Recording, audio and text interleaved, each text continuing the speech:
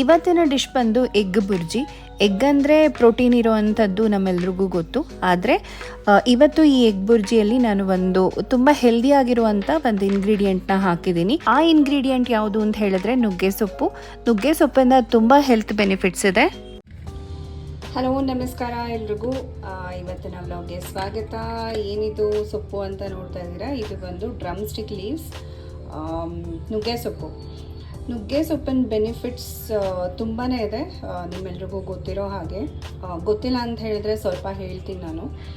Drum stick ಬಂದು ತುಂಬ nutrients ಇರುತ್ತೆ ಇದರಲ್ಲಿ. ತುಂಬ ವಿಟಮಿನ್ಸ್ ಜಾಸ್ತಿ ಇರುತ್ತೆ. ಹಾಗೆ ಇದನ್ನು ಅನಿಮಿಯಾ ಇದ್ದರೆ, ಹಾಗೆ ಹಿಮೋಗ್ಲೋಬಿನ್ ಲೆವೆಲ್ ಜಾಸ್ತಿ ಮಾಡೋದಕ್ಕೆ ಇದು ಯೂಸ್ ಆಗುತ್ತೆ. ಹಾಗೆ ತುಂಬ ವಿಟಮಿನ್ಸ್ ಕೂಡ ಇದೆ ಇದರಲ್ಲಿ.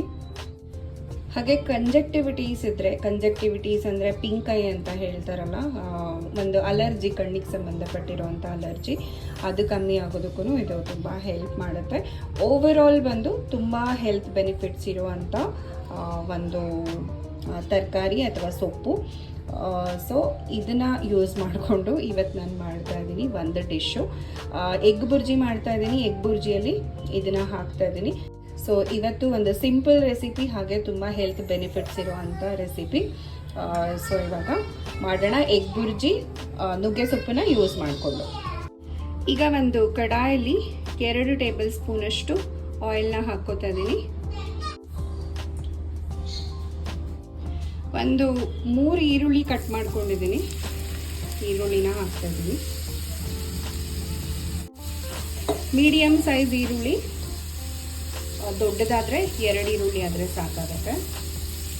ಸ್ವಲ್ಪ ಸಾಸಿವೆ ಹಾಕೋದು ಮತ್ತು ಸ್ಟಾರ್ಟಿಂಗಲ್ಲಿ.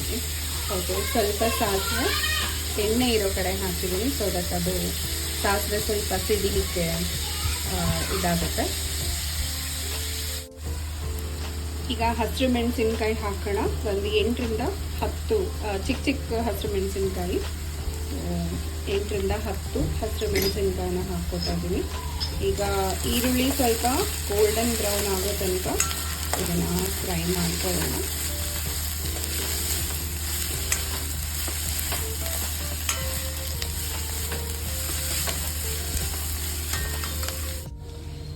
ಈಗ ಈ ಸೊಪ್ಪಿನ ನಾನು ನೀಟಾಗಿ ತೊಳ್ಕೊತೀನಿ.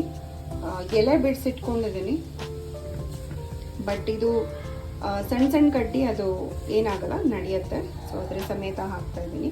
ಇವಾಗ ಅದನ್ನು ನೀಟಾಗಿ ವಾಶ್ ಮಾಡಿಕೊಂಡು ಇಟ್ಕೋತಾ ಇದ್ದೀನಿ. ಈರುಳ್ಳಿ ಗೋಲ್ಡನ್ ಬ್ರೌನ್ ಆಗಿದೆ, ಅದು ಬೆಂದಿದೆ. ಸೊ ಇವಾಗ ಒಂದು ದೊಡ್ಡ ಟೊಮ್ಯಾಟೋನ, ಹುಳಿ ಟೊಮ್ಯಾಟೊ ಕಟ್ ಮಾಡಿ ಹಾಕ್ತಾ ಇದ್ದೀನಿ.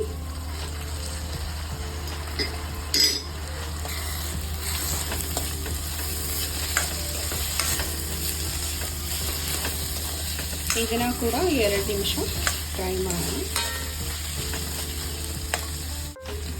ಈಗ ತೊಳೆದಿಟ್ಕೊಂಡಿರೋ ನುಗ್ಗೆ ಸೊಪ್ಪನ್ನು ಹಾಕ್ತಾ ಇದ್ದೀನಿ.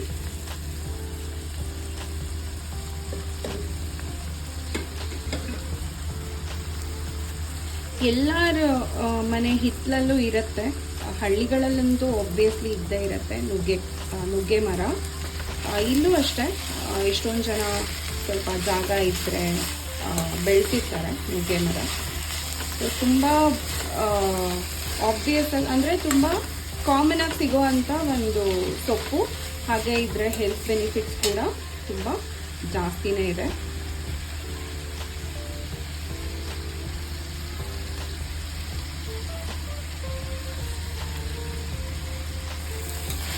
ಇದನ್ನ ಕೂಡ ಒಂದು 2 ನಿಮಿಷ ನಾನು ಕುಕ್ ಮಾಡ್ತಾ ಇದ್ದೀನಿ.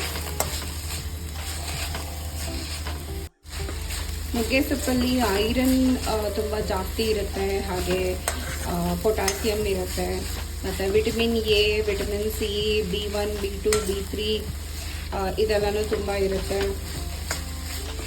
ಓವರಾಲ್ ಹೇಳಿದ್ನಲ್ಲ, ತುಂಬ ಹೆಲ್ತ್ ಬೆನಿಫಿಟ್ಸ್ ಆಗುತ್ತೆ. ಡ್ರಮ್ ಸ್ಟಿಕ್ ಲೀವ್ಸು ಅಂದರೆ ನುಗ್ಗೆ ಸೊಪ್ಪು. ಸೊ ಇವಾಗ ಇದು ಬೆಂದಿದೆ. ಇದಕ್ಕೆ ಇವಾಗಲೇ ಉಪ್ಪು ಹಾಕ್ತಾ ಇದ್ದೀನಿ ನಾನು. ಮೊಟ್ಟೆ ಹಾಕಿದ್ಮೇಲೆ ಉಪ್ಪು ಹಾಕಿದ್ರೆ ಉಪ್ಪು ಸರಿಯಾಗಿ ಮಿಕ್ಸ್ ಆಗಲ್ಲ.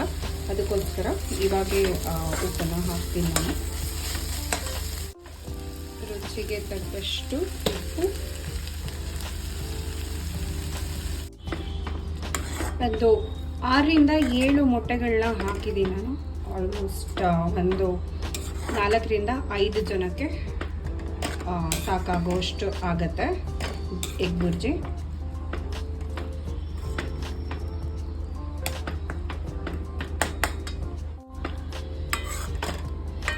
ಈಗ ಇದು ಸ್ವಲ್ಪ ಕುಕ್ ಆಗಬೇಕು.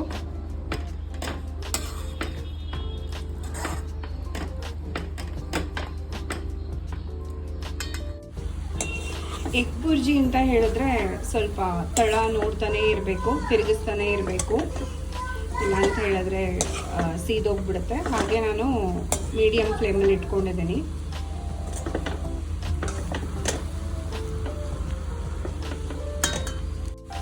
ಈಗ ಎಗ್ ಬುರ್ಜಿ ರೆಡಿಯಾಗಿದೆ. ಕೊನೆಯಲ್ಲಿ ಸ್ವಲ್ಪ ಕೊತ್ತಂಬರಿ ಸೊಪ್ಪನ್ನು ಹಾಕೋಣ.